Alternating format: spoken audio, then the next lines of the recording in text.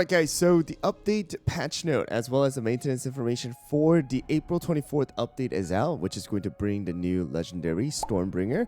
Alright, so let's talk about the maintenance information first here real quick. And it's going to be on April 24th again, and that's going to be 2 p.m. all the way up to 7 p.m. for the KST time, which is the Korean Standard Time. And for the people in the United States, because that's actually where I am located, all right, that's going to be from 6 a.m. for the EST. So it's going to end 6 a.m. for EST.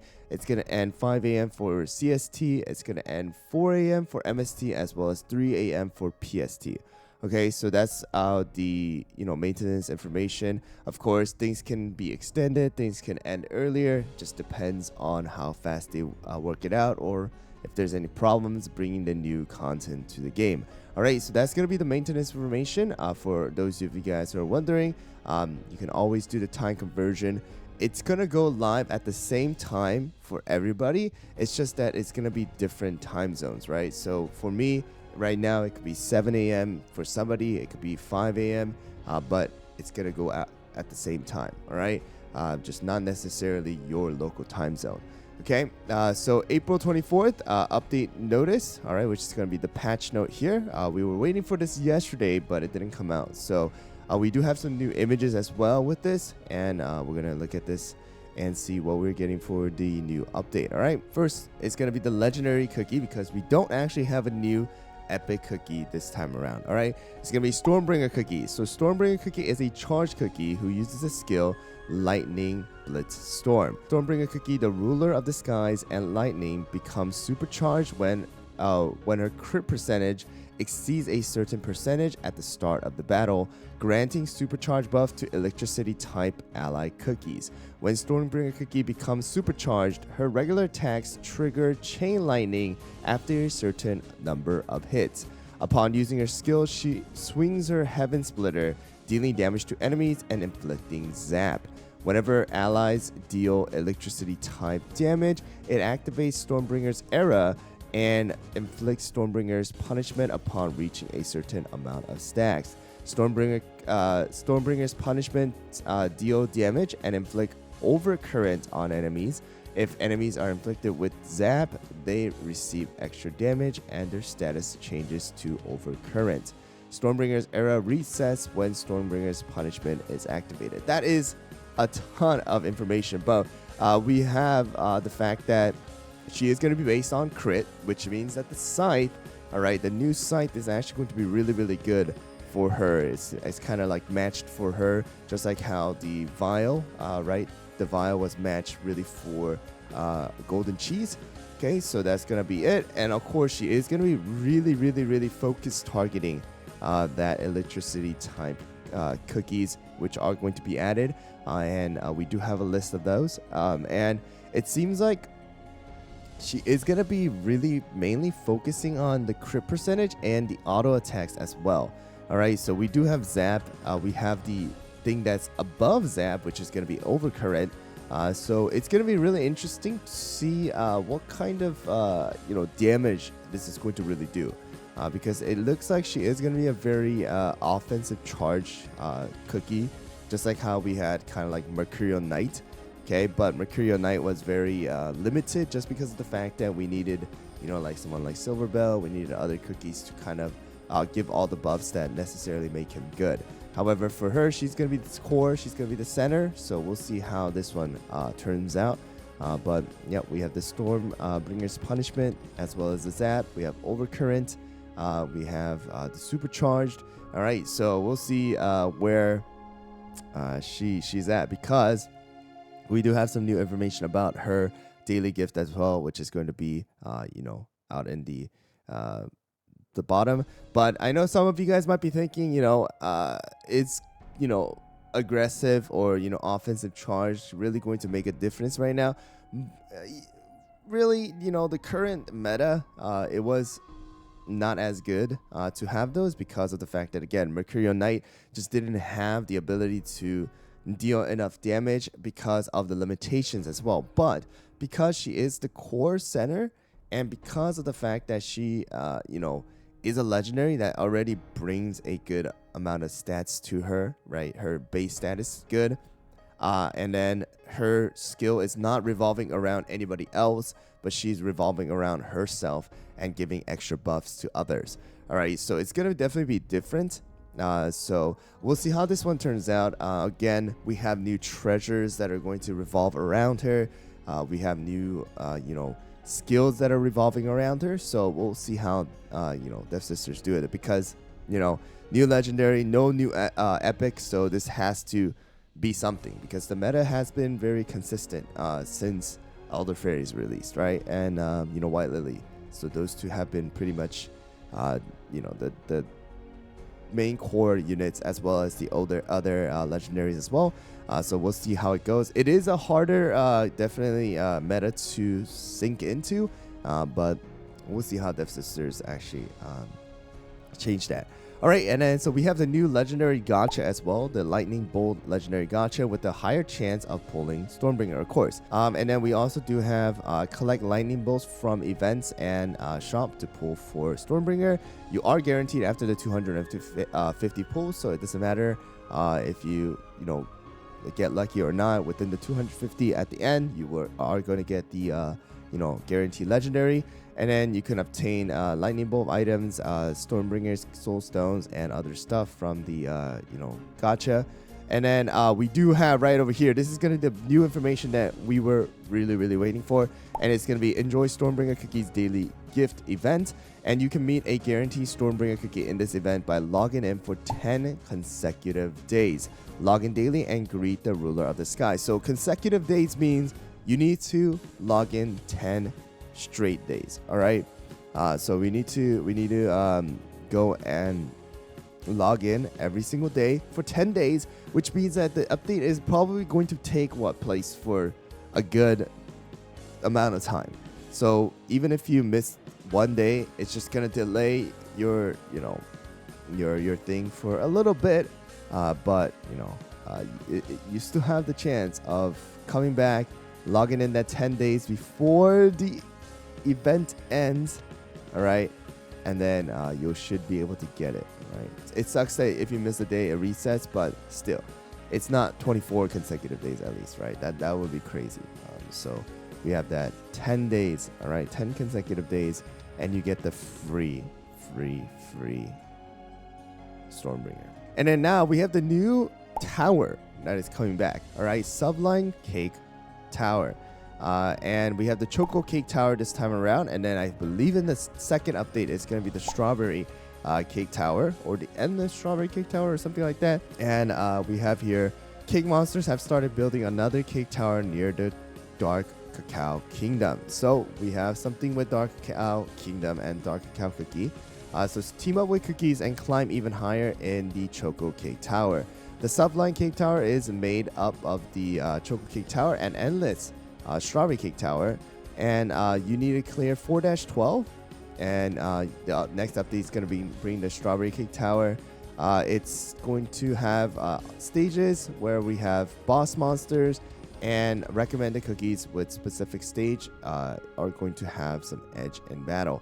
All right, so it's very similar to how we had with the Tower of Sweet Chaos, except it's just a new name, new enemies, new rewards, and things like that. All right, so we do have that, and it seems like we should be able to get some good amount of rewards from it too, mainly revolving around biscuits from the image that we are seeing. All right, and we have, and it seems like we might actually get some new lures possibly for Dark Cacao, because we did have new lures revolving around White Lily and Pastry, and Dark Enchantress, as well as kind of with Red Velvet too, when it came to the Tower of Sweet Chaos. So we'll see how that goes.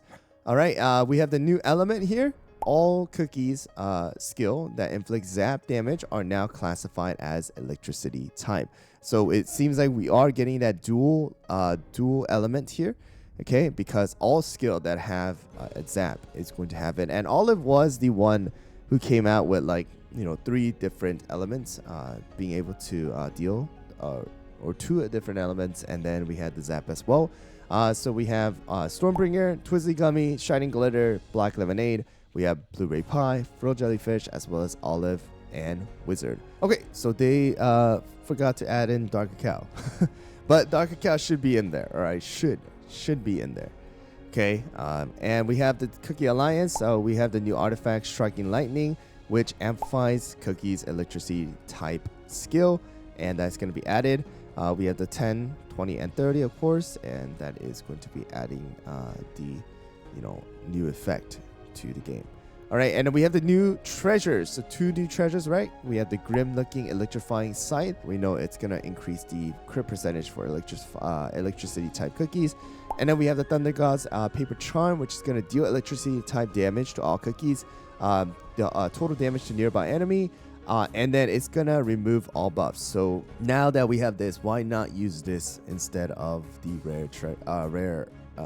rare one, right? Because we have extra electricity damage, as well as it's gonna remove all buff.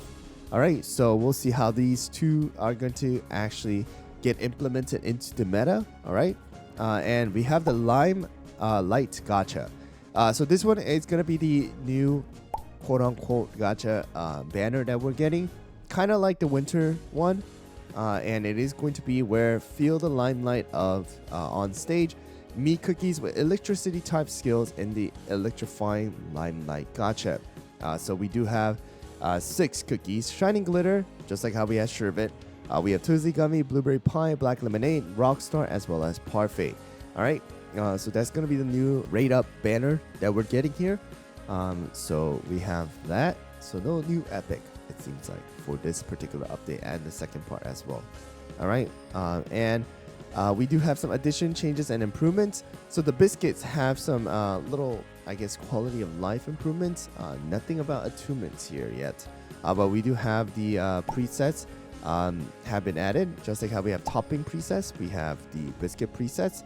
And then the presets can be unlocked through the lavatory, of course. All right, and we can get that.